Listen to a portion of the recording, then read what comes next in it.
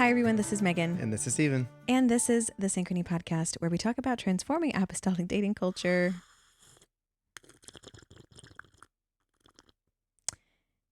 And ending loneliness in the church.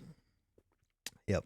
Get married so you too can have loud slurping noises coming from across the shed. And they're like, that's what you're for. I'm trying, guys. I'm doing my best. Happy Friday. Mm-hmm. We are once again kid-free on a Friday. Man, spoiled. We're going to be kid-free next weekend too. Oh, man. Because we're going to a wedding. Lily, our responsible kid, was like... Our 6-year-old. Yeah. She goes, we're staying at Emmy's house. Emmy's my mother-in-law. Yeah, is my mom. She's like, we're staying at Emmy's house on a school night or a school weekend. She's like, we just started school. I was like, yes, Lily, this is how this works. Tomorrow is Saturday. Yeah. I was like, you will be up far too late if we have to come get you. So Have fun. Bye. Yes. Thank you to Emmy, aka my mother-in-law, for allowing us this child-free evening. Yep. Very nice. Yep. Okay, we got 2 options for what we talk about tonight. What are you feeling? Well, first of all, the pipeline being open. Yes, as a reminder, ladies, the pipeline is now open this will go up on Monday. So that's, what's today? We have exactly 2 weeks left. Well, no, not exactly, but a little over 2 weeks. Yeah. Basically, when this goes live on Monday morning, you will have 1, 2, 3, 4, 5, 6, 7, 8, 9, 10, 11, 12, 13, 14, 15, exactly half a month.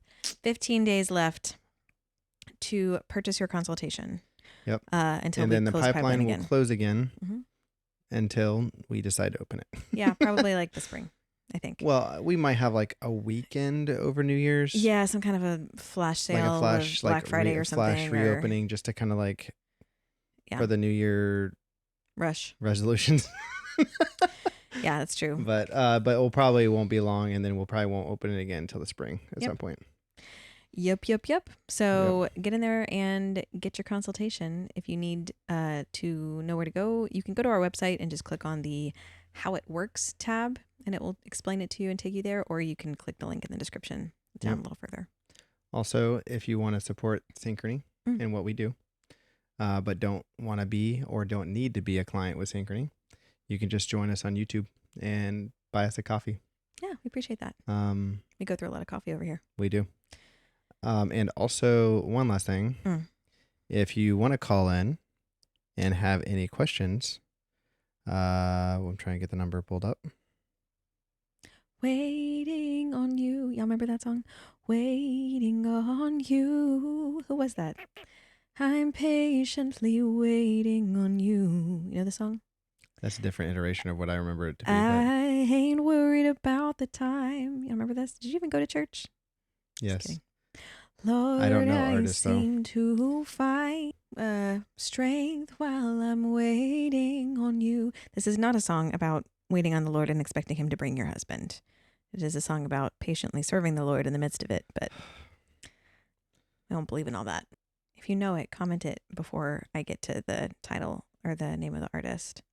If you want to call in and ask a question for us to answer on the podcast, or you just have a burning question that you would, if you're single or married and have a question you want to ask, you can call 352-358-7393.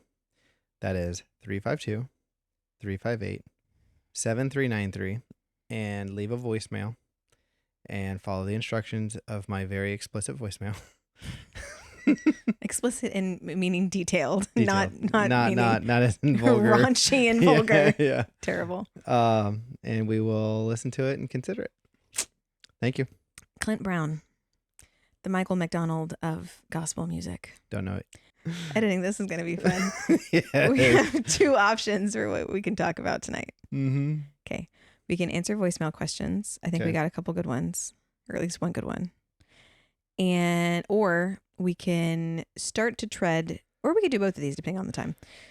Start to tread lightly into the next iteration of our Doctrine and Culture series. The Doctrine and Culture thing is going somewhere, guys. I promise. We're going to get there, but it's going to be a little bit of a. Can you stop burping? I'm struggling. We had Mexican. I also drink, like, we had a meeting with our pastor tonight, like a good one, and we went out to get Mexican food, and he just like poured into our lives and like blessed us, and it was wonderful. Thank you, Pastor. We love you. But I also drank like 17,000. I drink so much Coke Zero. Yeah. Oh my word, I'm like floating away, and I'm drinking coffee. We are going somewhere with the Doctrine and Culture series. I promise. Like, we're gonna get to dating, and it's gonna be awesome. But we need a slow build because I need y'all to be with us when we get there. Yep. So, what do you want to do? Let's listen to a voicemail. Okay. So let's go ahead and I'm gonna. Oh God, there's a bug. I'm gonna need you to get it. It's a giant stink bug. If it flies at me in the middle of this, I will. It'd be great to have on recording. I will die. There will be coffee everywhere, and I will pass away. Oh, it's so big. It's fine. It's on the big light. It's not a roach. It's not unlike a roach. Okay, now it's on the back. I can still see its legs. Lord, Jesus be a fence. Jesus. He's like, that's why I made doors. All around me. I'm just a gospel jukebox tonight, babe. Yes. Okay. So let's go ahead and do the voicemail route and see what we got. All right.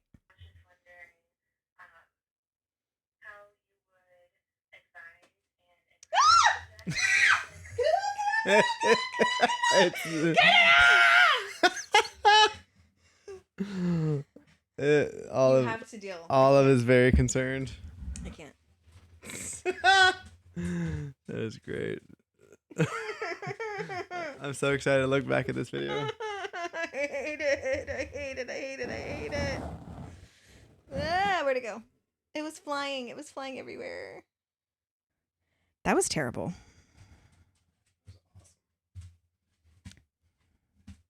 That needs to be a blooper.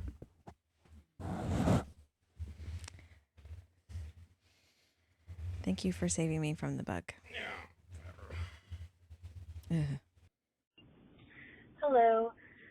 My question for the podcast is, what would you say to the young person, or maybe not young person, but single person, who is looking to be married, desires marriage, is seeking marriage, but their family has been totally assaulted by divorce, and they feel like maybe that it is better to remain unmarried to kind of break that cycle or break that curse, because the world says that divorce is something that is liberation, and the Bible says that that is death, really. And I was just wondering how you would advise and encourage that young person or single person, and if you could give a clear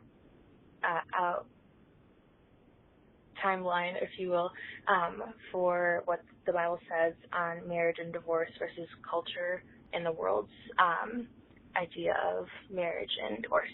Thank you. Bye.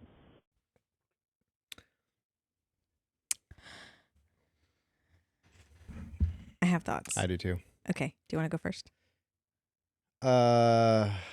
Mine is more geared towards the whether or not I should get married as a result of this to combat. That's where I want to go first too. Okay. So say what you want to say. Say what you, I was about to say it. I don't know say what you need to say. Yep. Not gospel. Yeah. Not gospel. Not a gospel song.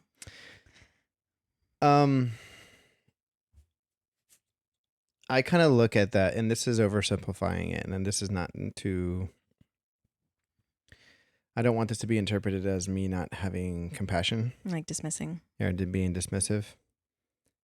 But it's like saying my family has a history of diabetes, so I'm just not going to eat. Yeah. Yeah. And that will show it, because the world says diabetes is bad. Mm-hmm. So instead of having diabetes, I'm just not going to eat. Mm-hmm. Whereas I think I come from the perspective of the idea that just because there's diabetes or divorce in your family just means you have more opportunity to do it differently Yeah. and make your choices, make different choices. Yeah. And you have And more data about what those choices should be than the average person. yeah, and choose to do research Mm-hmm. and to ask questions, ask better questions than they asked. Not about like you're better than them, but like not settling for being taken up with what society says a relationship should look like, Mm-hmm. and actually saying, hey, what does a good relationship look like? Yeah, I think we're on the same track because my initial thought was the opposite of divorce is not singleness. Yes. The opposite of divorce is healthy marriage. And that isn't to say that if you have family that's been devastated by divorce, I like how she said assaulted by divorce. Mm-hmm. Actually, let me break that down for a second. So that makes it sound like divorce has come into a family Like a spirit of divorce. Right, has Yeah. come in and devastated it. And she Yeah. mentioned like a curse. And I believe in things like generational curses. Yeah. I also believe in generational bad choices. Yes. Sometimes the cyclical things that you notice in families is Learned not behavior. Yeah, and I honestly think that there's a lot of overlap between those two things. Like sometimes we'll say this is a generational curse, and what we mean by that is that families recreate in the next generation the vulnerabilities that existed in the prior generation. Yeah. So if you've seen a lot of divorce in your family and you want that to be healed, you don't have to get married to heal whatever underlying thing is going on in your family, but staying single doesn't heal it either, especially because you said at the beginning, like, you know, if you feel called to be married, if you're seeking out marriage, you want to be married, you desire marriage, all of that is holy and of God. Like desiring marriage is, we talked about it a while ago, it's biblical, right?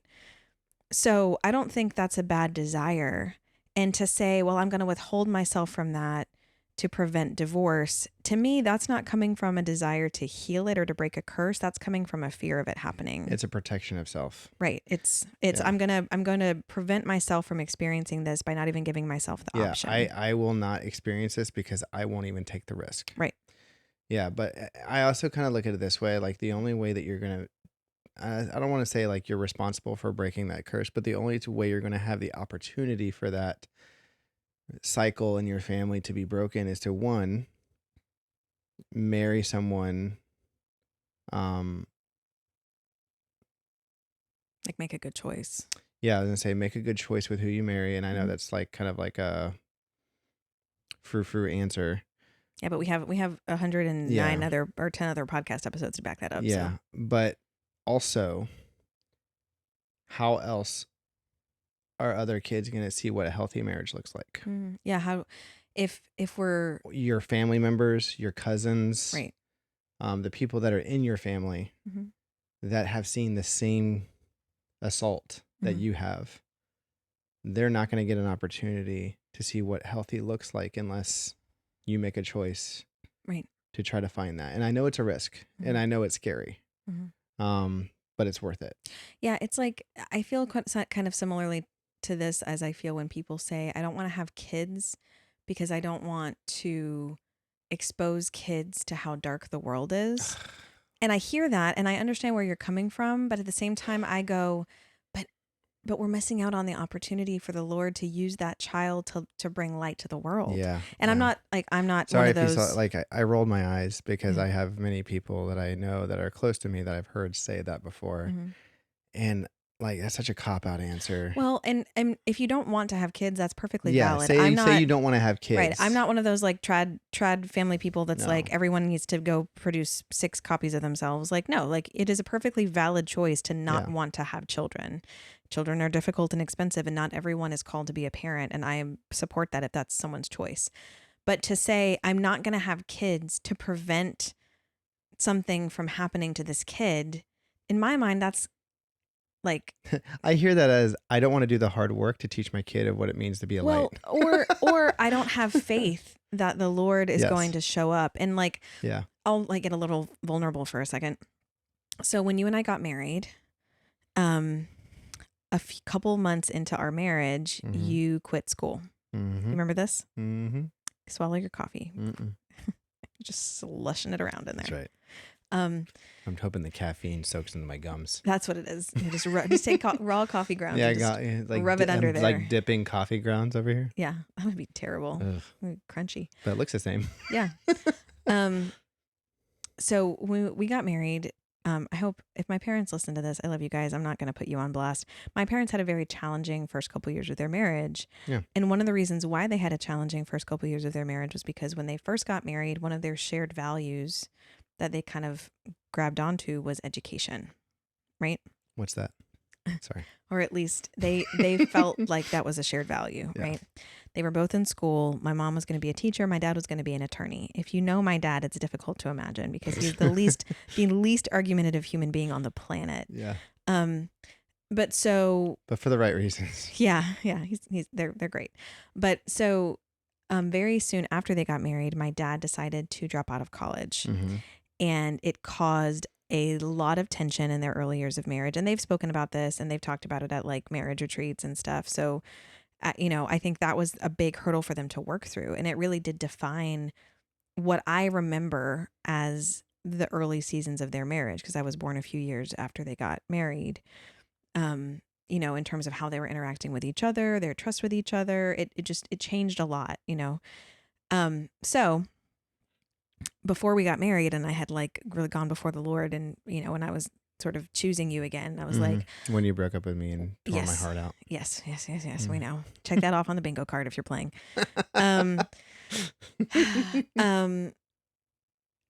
If you don't know what that is, the bingo card is linked in the description. Go check it out. Thank you again to Anna and Adina for making that. It's amazing. So before we got married, I had like gone to the Lord and I was like, Lord, like whatever you want to do with Stephen's career. At the time he was going to be a nurse. And I was like, I thought that was great and secure. And I was like, Lord, if you change his career, I'm going to support that. And I'm not going to feel any kind of way about it. I'm just going to trust you that no matter how his identity changes or his career changes or whatever, that you're in control. Oh, man, you better watch out what you pray for. Yeah, you better be careful. So I go and like, it's like, we'd been married for like a couple of months. Yeah. And you're like, babe, I want to quit nursing school. Yeah. And go into beekeeping. That's right. Solid, guaranteed success. Yeah. The lucrative field of beekeeping. Yeah. And I was like, oh my God, it's happening again. You're like, I'm repeating history. Yeah. I'm like, I am under a generational curse. Like, this is crazy. Like, I remember calling my dad just boohoo crying, which really I should have called my mom because like she would have like, been more in my shoes. But I called my dad and I was like, Daddy, Stephen quit school. And he's just like, wow, yeah, it's going to be okay. Like, actually, I'm really happy you called your dad. Yeah. I was devastated. Yeah. And not so much because I really wanted you to be a nurse, but because like I was worried that I was going to repeat history. And I was worried that we were going to enter into the same season of challenge that my parents had gone through and that I had such vivid memories of kind of the aftermath of. My parents are doing great, by the way, like nobody panic. And I remember going to a therapist, like I started therapy at that point, which I needed for other reasons, but I went to a therapist and I just remember her saying at one point, and she was not a great therapist. Like I didn't stay with her for very long, but she was like, you know that you have choice in how your marriage can go. She's like, you know that your family doesn't control how your marriage is going to go. You can control that. Mm-hmm. And it, as stupid as that sounds, like that was a revelation to me. Yeah.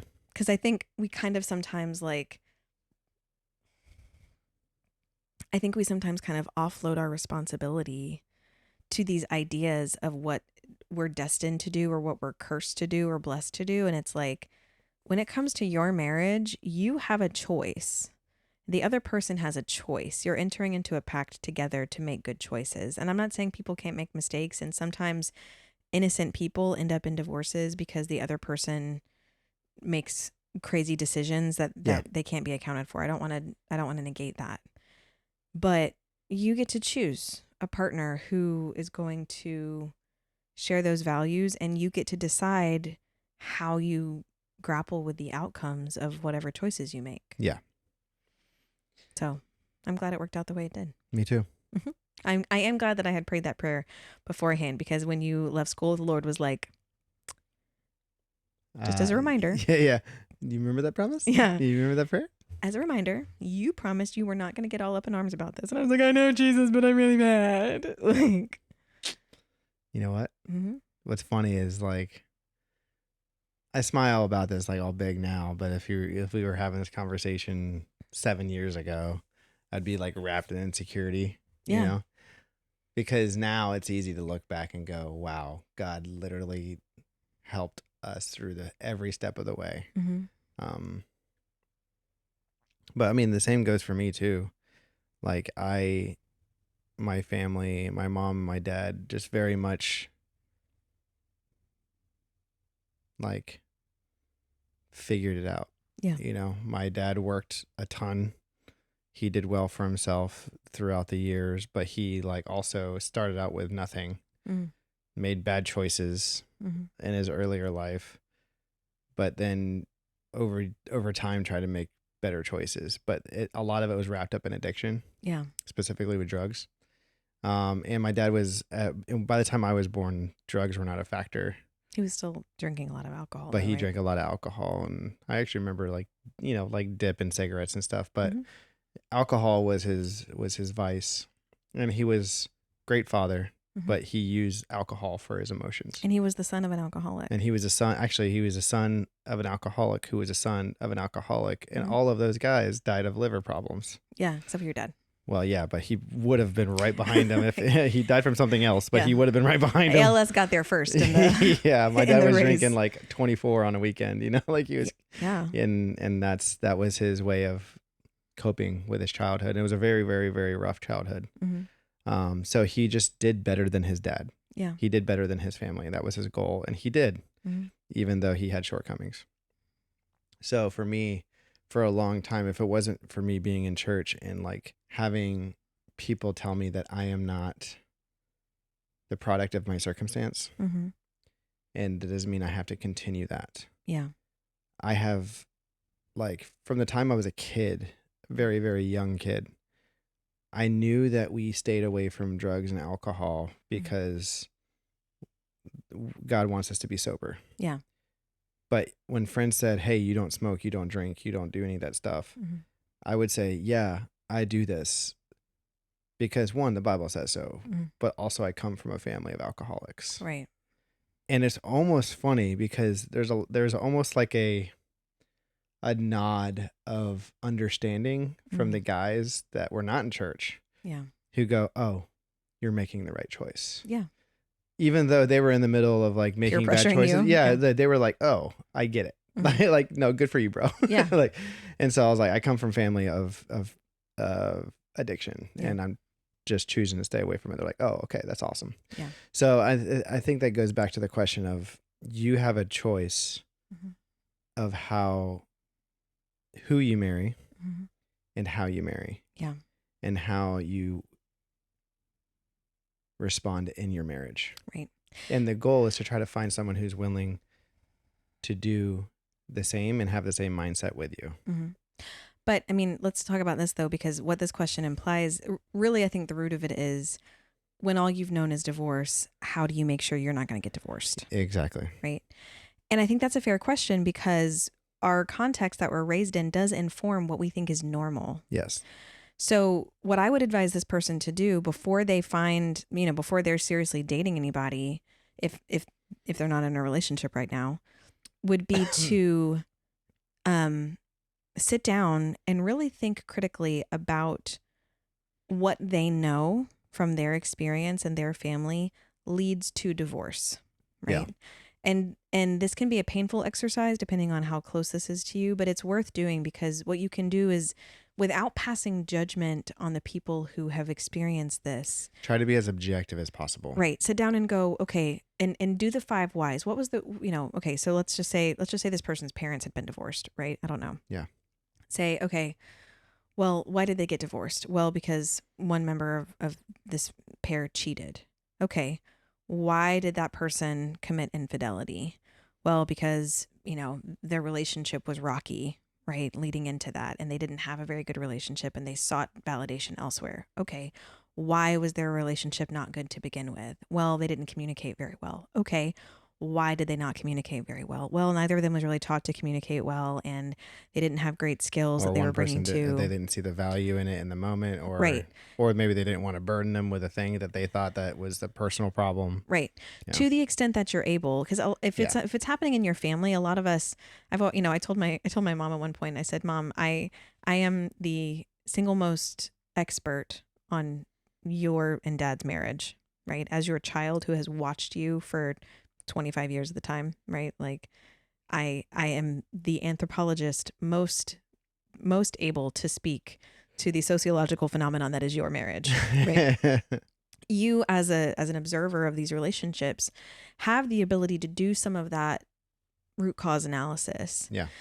And that doesn't mean that you're going to blame them and yell at them and get upset with them for things that they didn't have the ability to control, maybe, or the choices that they made. But if you understand the origins of those choices, and maybe you have to ask some questions, maybe you got to talk to some of the family and really find out what happened. But if you understand the origin of those choices, divorce doesn't just happen. Mm-mm. Divorce is the outcome of a series of choices, usually because people are trying to meet a need. Yeah. Nobody goes into a marriage wanting to get divorced. Divorce is not fun. Yeah. So at some point in the process, there is an unmet need. And I'm not saying that one person's unmet need justifies them going to find it somewhere else or anything like that. Absolutely not. But there are unmet needs that show up, manifest in brokenness in the relationship and in behaviors that ultimately result in it not being viable anymore. So I don't know this person's situation or their family situation, but if you want to feel confident going into a potential marriage and not feeling like, oh, divorce is going to sneak up on me, then you have to understand how divorce showed up in the first place. Yeah. And it's not just something that happens, you know?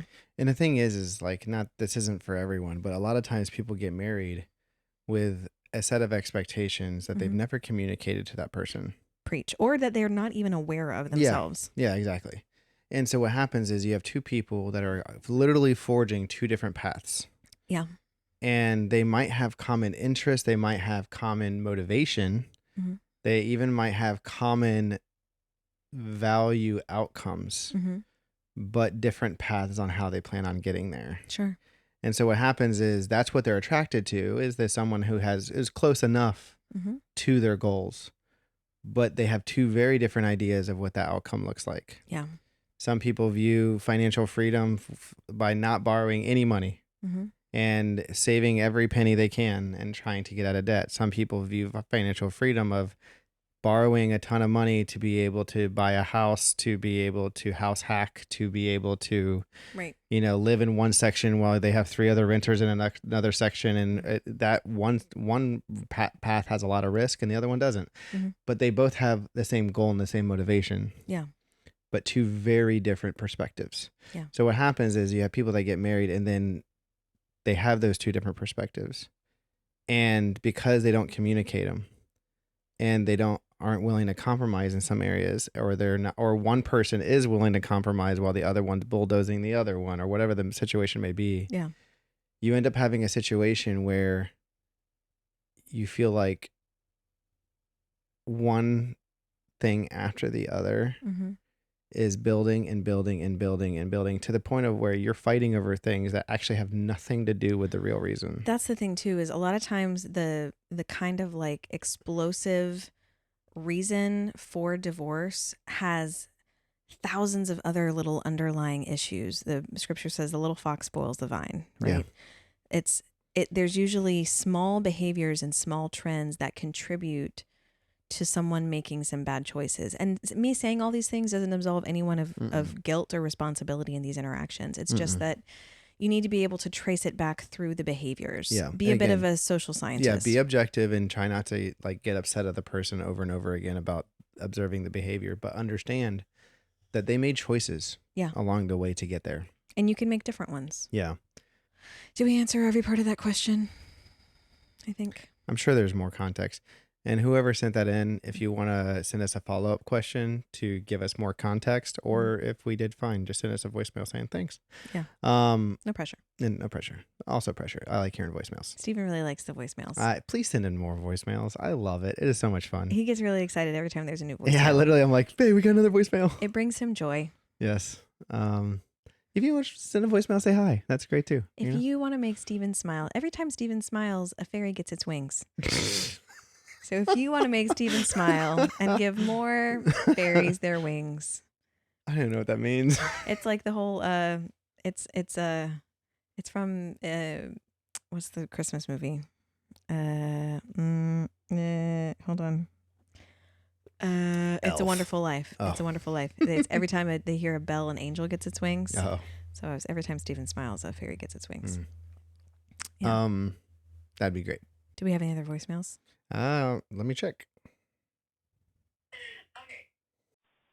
Steven, why so serious? Okay, sorry. First of all, I love you guys. Thank you for everything that you do. I enjoy listening to all of your podcasts and your godly advice and just for making a safe space for all of us singles. But my question for you is, and this comes from a very recent personal experience.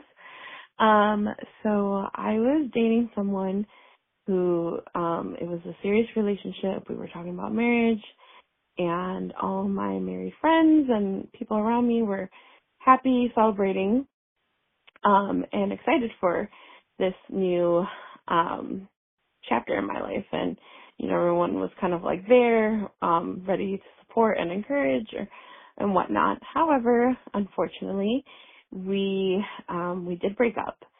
And I found that all of that support that was there before was not there for me when I was going through heartbreak, which I get it. Like, heartbreak and breakups are kind of like an awkward, conversation or topic, but I did find that I had a hard time talking about it with my married friends and almost all of my friends are married, and the people around me, and maybe people didn't have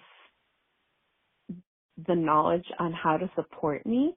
And I guess my question is how can married people, or a community support a single who is going through a breakup better? Praise God, I am doing a lot better. God has definitely helped me through, and, I'm doing a lot better. But I'm sure I'm not the only one who has gone through this or will go through this. So yeah, how can a community better support a single who is going through a breakup? All right, you guys. Well, thank you for listening. I look forward to your response. What a great question. That is a good question. I'm so sorry. Just let me say that first. And I'm so glad that this person is doing well. It sounds like they've gone through a period of healing. But if this is your story, or if you're in the middle of this right now, I'm just sorry. The grief that you're experiencing or that you experienced is totally valid. I think that a lot of times we treat breakup grief differently than we treat loss, like death or divorce. Would you agree with that? I think it depends on how long the relationship was. Like if it's like a dating relationship that was 3, 4, 6 months, I think it's easier for people to brush it off. But I think when it comes to engagements being broke off, I think it's such a touchy situation that sometimes people get the bystander effect. Yeah. Where it's like, oh, they must have people in their life that's supporting them. I don't want to overwhelm them. I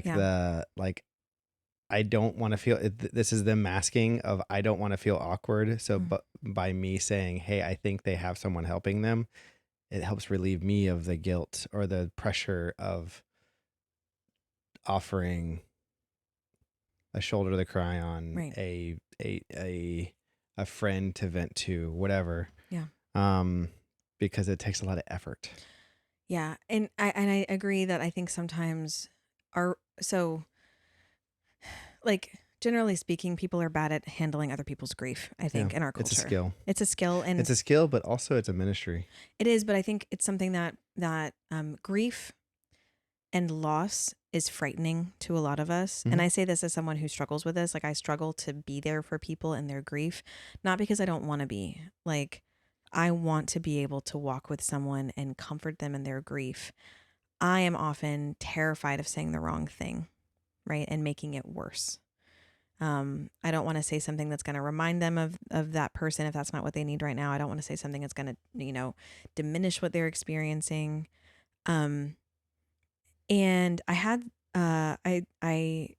this is a weird pivot, but I ghost wrote a biography for someone at one point. Really cool gentleman who had, he basically had been orphaned in World War II and had lived this really tragic and beautiful, but very, very, very difficult life. And one aspect of his life that was difficult was that he lost his 7-year-old daughter in a hit and run drunk driving incident. And it was horrible. And as he described it to me, he was in his 70s when I worked with him. As he described it to me, he just wept openly. This big, strong, like very kind of macho guy just was broken about this. And I remember him saying, he had thought so much about grief. And the thing that stuck with him the most was he had a friend who came to the funeral of his daughter and came up to him with tears in his eyes and said, I don't have the words to say how sorry I am. I wish I could say something better than this. I just wanted to tell you that I'm sorry. And it wasn't that was anything profound. It was just that person was willing to be honest and vulnerable and to look at his grief and see it.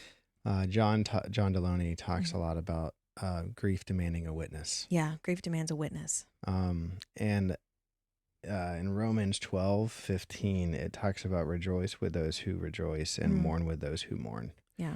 And I think sometimes we take the mourn with those who mourn as I have to have a solution. Yeah, mourn, fix those who mourn is how. Yeah, it's like be the solution to those who mourn and solve and ease the mourning as much as possible. And I think what that guy did for the guy you ghost wrote for was he was witnessing his mourning. Yeah. And saying, I see it and I feel it. Yeah. And I think at the end of the day, like, I guess to give somewhat of an answer for married or singles who have a friend who goes through divorce, a breakup of a really serious relationship or engagement, is really just helping. And I know this is going to sound vague, but helping those that are in it feel seen. Yeah. And I think so. And I don't even think that this has to be for a really serious relationship necessarily, because especially if you have been in a season of extended singleness for a long time, and I don't know what this person's particular story is, but if you've been in an extended singleness season for a long time and you have a relationship that seems like it has potential and you've got the excitement and the giddiness and the connection and it seems like everyone's on board and pastors are giving it a green light and everyone's thumbs up and like you just feel like, wow, it can happen. It's finally happening, right? And you start to build that emotional connection and it feels like this beautiful new thing. Well, and you're building dreams. Yeah, you're starting to envision a future. She mentioned that they had talked about marriage. So clearly they had gone through this exercise of envisioning a future together. Yeah. To have that taken away, even if it's not an official engagement or an official relationship, is devastatingly painful. Yeah, it's the death of a dream. It's the death of a dream. And that is something you have to grieve. You know, I've talked about breakup funerals which sounds crazy, but like, I think that when you break up with someone, actually, we were just talking to Pastor about this, about how funerals are so important for when people die. Actual funerals. Funerals. Not breakup funerals. Right. When someone dies, funerals are so important because it allows people to put an end cap on that person's existence in their life and to start to define their life after that person. It gives a clean. It's the ending of a season with that person and the beginning of a new season without that person. Right. And it's an important, there've been studies about this. Like it's a really important ritual that humans have to go through in order to find closure. I think sometimes you got to do breakup funerals. And this is something, if you're a married person or a friend of a single going through an experience like this, that you can support, right? Yeah. What I've said doesn't mean push it, but No. like it has to be on the person's terms, but also be a advocate for it. Right. So here's what I would suggest to someone who needs some practical advice. So if you have a single friend who's going through a breakup, like first, when you find out about it, if you find out through the grapevine, text them or Yeah. call them Yeah. and say, "Hey, I just heard about so and so." Probably a call. I mean, it depends on It depends on the person. But yeah, what your relationship is like. I'm not going to prescribe that, but I just heard about so and so or whatever. Is there anything I can do to be there for you? Do you want to talk? Okay. Right. Sorry. I'm finish your thought and then I'll. Okay. So bring up the conversation, invite your to be there to talk. And if they want to talk, if they want to do that, make yourself available, right? And it's okay in that conversation to say, "Hey, I'm here to just listen or I can ask questions." But let them decide what they need from you.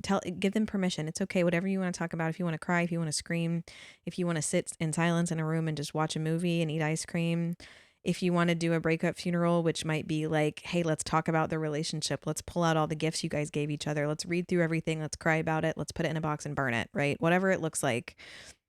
I'm here to help you with that. Yeah. Express that you're willing to sit with them in whatever version of support they need. And it might be different for everyone. Somebody else might want to go to a rage room and throw stuff or go, punch a punching bag or go for a long run or take a road trip and talk about it in the car. It's going to be different depending on the friend, but just express to them that you are willing to show up and be there for them in whatever way they need you to be to help them do that process. Yeah. I think that'll be a massive help. Mhm. But the reason why I try not to poke holes in what you just said is because Jefferson Fisher was in either one of his books or something like that. I can't remember. Or his book or podcast. I can't remember. He mentioned when you're dealing with someone who is going through grief, it is very common for you to go, "If there's anything you need, let me know." Like an empty promise. Well, yeah. And what that is saying is I have done my due diligence to make myself feel better that I offered something, but now I am putting the responsibility and the burden on you to ask me for help when they're already going through the hardest season or potentially the hardest season of their life. Yeah. Which of course they're not going to follow through with. Right. And because they don't want to feel like more of a burden in a season where they're already feeling compromised. Right. So he says that if there's an easy, clear thing to do, instead of saying like, "Hey," like if there's a widow who just lost her husband and you say, "Hey, if you need me to mow your grass, let me know." Like just go mow the He said, grass. "Just go mow the grass." Like obviously like within reason, but like go mow the grass. Right. Or instead of asking, "Hey, do you want meals?" Bring a meal over. Yeah. If this is your friend. Yeah. And like hopefully if you're like close you don't want enough. to be like trespassed, but No, trespass. Trash passed. No, but if you're friends with this person, you know sort of what they're into, what their habits are, right? If you're like, "Man, I know that a matcha latte would really just put a smile on their face." Yeah. Just go get them a latte. Yeah. If you know they're at work or if you know they're at they're going to be home at a certain time, come over with some Chinese. And if don't expect them to eat it with you, but bring it over and say, "Hey, this is here for you." Yeah, do things without expectations. Yeah. But I think the reason why people hesitate to do this is that they are so worried about pointing out the elephant in the room and talking about it and embarrassing that person. I promise you, if someone is going through a breakup or they're hung up over a relationship that they thought had potential, they want it to be talked about. Like they're sitting in a ton. Grief demands a witness. Right. Yeah. They're sitting in a ton of confusion and questions. They're probably going, "What did I do wrong? Did I make a bad choice here?" Having a friend come in and say, "Hey, you're awesome. Yeah. And I'm so sorry this happened. I wish it hadn't happened to you. You don't deserve this." If that's true. Like if they made bad choices, you can tell them that, maybe not right then. But like if they're, if you're like, "Hey, I'm so sorry. I wish this wasn't happening to you. And I love you and I care about you and I want to be here for you." You don't have to suggest. Yeah, you don't have to come up with a solution. And also, I don't want to keep on prescribing, but like try your best not to like be an inflammatory like, "Oh, you're right, they were a jerk." Yeah. Like that person was such a jerk, like yada, yada, yada. Like don't get me wrong. There's an understanding of sympathizing, but at the same time, like they need encouragement Mm-hmm. and they need sympathy, but it would not be, I would say it wouldn't be wise to be someone who is influencing that negative thought, Well, and like the building goal, up. right? Your goal isn't to make them feel more of what they're feeling. Yeah. Your goal is to show up and sit with them in the Yeah. feelings. Allow them to vent. Mhm. It's okay for there to be silence. Yeah. That's a big thing that a lot of people struggle with, myself included. Mm-hmm. I love you, Phil. But man, I used to have a friend that I used to work with, and I say friend, he was also my pastor at the time. But like I'd go and hang out with him, and I did not understand what silence was. Like I thought I had to fill every The gap man of has silence. a gift of silence. He has a gift for thinking about what he's going to say and then Uh-huh. saying it when he needs to say it. But in my head, he was like, this is my spot where I'm supposed to say something. If I don't say something, it's awkward, and I'm making it awkward. Now me saying something is making it awkward. Right. Like would go on and on and on. But I knew that I eventually learned that if I just wait, Yeah. it's okay. The conversation will continue. Yeah. And if you're not sure how to approach someone, like, if you know that they need their grass mowed or that they would like a matcha Yeah. latte, that's great. If you don't, I personally think it's okay to say, what would make you feel Yes. better right now? What would Mm. make you feel safe? What can I do to make you feel loved right now? Yeah. You know? A line I like to go to is something that you helped teach me as a husband, but also I've used this for friends, Mhm. is if you do have an opportunity of going and sitting with this person and you get in a crossroads where you feel the want or desire to give them advice about something, Mm, but also you're not sure where their headspace is, right. I go, and because I'm a fix-it person, I Mhm. like to try to fix problems. Mhm. And this has been a problem for me in the beginning part of our marriage. Mhm. And I would go, what kind of a husband, or what do you need from me right now? Yeah. Do you need me to listen, or do you want me to offer my advice? Yeah. And that would help me immediately go, okay, what kind of a friend do I need to be Yeah. to friends who are hurting or Yeah. friends who are angry? And I said, hey, I have a lot of thoughts going through my head about this, and I want to be here for you. Being Mhm. very clear, say, I want to be here for you. Yeah. But I also don't want to give you what you don't want. What Mhm. kind of a friend do you need right now? Do you want someone to just listen? Yeah. Or do you want someone to sympathize? And they will usually have an answer. And that Yeah. way you're not assuming and having to be a mind reader and feel and discern in the spirit of like trying to like help them when they can just clearly tell you what they're looking for. And when all else fails, if you're with this person and you're trying to support them and you're not sure how, therapy hack that I've learned from therapists and from people in the mental health space is to be a reflection. Yeah. So you're not trying to project your own thoughts or ideas onto their experience, but if they're going like, oh, this made me so mad, it's okay to be like, yeah, I can see that you're really angry. Yeah. Right. Or, man, yeah, I hear that anger in your voice. Like, It seems like that really hurt. yeah, it seems like that Yeah. really hurt you. I'm hearing that person really, really hurt you. Yeah. And sometimes just being that, sometimes people just need to process out loud, Yeah. right? And being able to be that mirror where they get the validation of like, yes, I am feeling these feelings. Yes, I am experiencing this. Yes, it is valid. That can be hugely helpful, Amazing. even if all you're doing is kind of sitting there and just being like, yes, I see that. Yeah. Again, it's witnessing them. Yeah. So I hope that's helpful. I I know feel we like we shotgunned a bunch of stuff there, but right. There's a lot to unpack with grief, and grief is much bigger than just breakup stuff. But I also want to give people the validation that a breakup is something you can grieve. yeah. It's not petty or weak to mourn the loss of an opportunity that you thought had potential. No matter how serious the relationship was. Some people will get really, really invested and excited over talking to someone for a couple of weeks because they just seem amazing and they're so excited to have found someone that awesome. Yeah. And then when the person says, "Oh, I'm not really interested in a dating relationship," they need to grieve that a little bit. Yeah. So it's 100% okay to give yourself time and space to grieve that. And I hope that people who experience that can get the support they need from the people around them. I'm Yeah. trying to challenge myself to be better about showing up for my friends when that happens. Yeah. And just sitting with them in the grief. Yeah.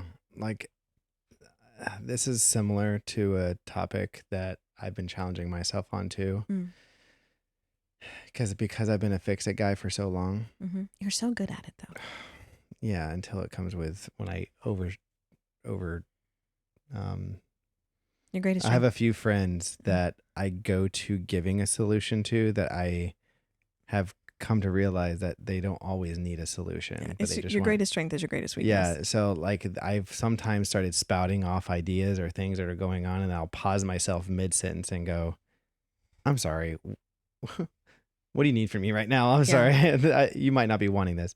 But I think there's something so powerful, even if you don't know the details of this person's life, but you see, or maybe you overheard about someone's grief, or someone who lost someone they loved, or Right. they just got rejected from the school that they thought they were going to get into. Just walking up to them, not demanding anything of them, and saying, hey, I just want you to know that I love you, and I just want to give you a hug. Like something very simple. It's not prying. It's not demanding anything of them. It's not over promising. Yeah. But it's just saying, hey, like, I see you. I think that's another way that you can witness people. Sometimes people, especially in today's society where I feel like physical connection between friends is few and far between. Yeah. We're so used to our relationships being mediated by texting or whatever. Going to a friend and giving them a long friend hug. Yeah. Like, and holding them. I had a friend not long ago who was in a talking relationship, and it came to an end, an amicable end, right? Where they were great and respectful to each other, but it ended, and it was really sad. And this is not a friend that I would describe as like cuddly. No. And I just said, hey, is it okay if I hug you for a minute? Yeah. And she was like, yeah, absolutely. Obviously don't do this if this is an opposite gender friend, like have boundaries. Yeah. Hey babe, I really needed to comfort this girl. I hugged her for 45 seconds. Yeah. Be smart, but same gender friend. And she was like, yes, please. And I just, I held her for a couple of minutes and just let her kind of cry. And you need that. Like humans are primates. We need physical touch, There's something, and this is applied to parenting, and it's hug. When you hug your kids, wait until they let go. Yeah, I love that. That's And like attachment theory. And I've been doing that with my friends who I'm specifically comforting. Yeah. Instead of hugging and me choosing when to let go, I hug until I get the signals that they're wanting to let go. Yeah. And there have been times where they had hugged a lot longer than I expected. And it wasn't uncomfortable or weird, but I could tell like it took them a second to let their guard down. Yeah. And then they settled into the hug, and it was like, oh, this is real comfort, and this is real emotion. So if there's a friendship that you're close enough with, and they are grieving, and you know that there's a situation, hug until they let go.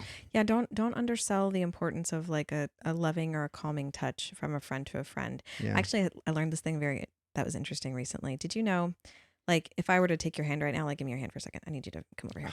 Okay. Do that make you see in the camera? Not necessarily. Like, this? Yeah. This like, if you can't see it because you can see it on your camera. Well, if you're listening to this on the podcast, they can't see it. I'm holding Steven's hand, and I'm rubbing my thumb back and forth across the top of his hand. If imagine that you took someone's hand, or you had someone put their hand on your back and they did that thing where they were like rubbing their hand just slightly, the frequency at which that happens, the pace.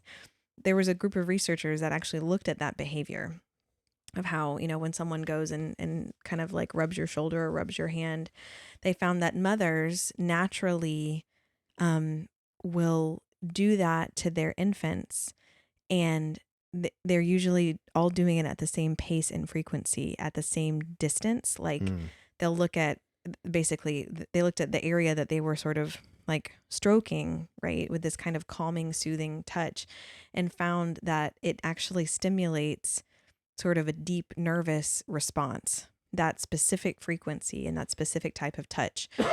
We don't talk about this enough in our understanding of adult humans, but humans require touch, that like oxytocin release that comes from physical connection to other people. It's why I think laying on of hands is so powerful. Yeah.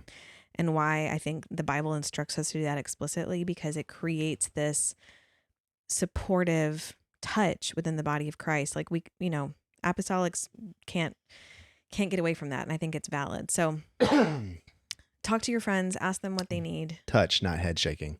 Yes, touch, not violent. Not shaking a Morocco. And Magic 8 Ball. Yeah. Ugh. Yeah. So talk to your friends that are grieving and ask how you can be there for them and show up for them. And don't be afraid to just tell them that you see what they're going through and you're sorry. Yeah. Say the words out loud. Yeah. What a great question. That was a very good question. Okay.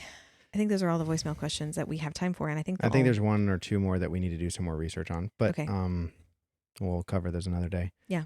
So if you have questions, call the number down below or on the screen somewhere. And also leave us a voicemail. Yeah. I'm going to save the next iteration of Doctrine versus Culture stuff for a different podcast. I hope so. It's an hour into it. Yeah. I say that because I know we normally do like part one and excuse me. We normally do part 1 and part 2 kind of back to back and serialized. Yeah.